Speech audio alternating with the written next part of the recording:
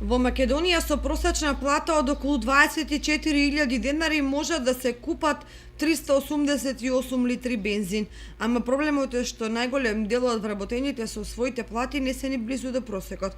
Покуповната моќ им се сведува на нешто повеќе од 200 литри. Од поранешните југословенски републики со најголема куповна моќ кога се во прашање дериватите е Словенија, чии граѓани во просек може да купат 866 литри деривати.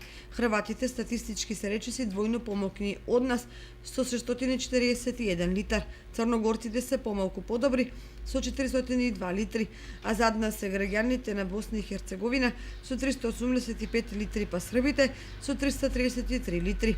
Во европски рамки убедливо први се граѓаните на Лихтенштајн, кои со една просечна плата може да купат неверојатни 4238 литри, што е над 10 пати повеќе од колку кај нас.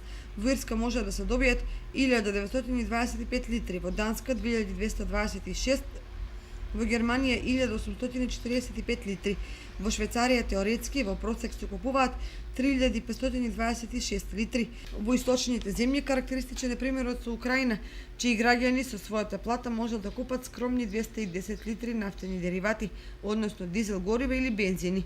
Кога сме кај бензините, значајно е да се истакне дека основната цена кај нас изнесува 39 денари за литар.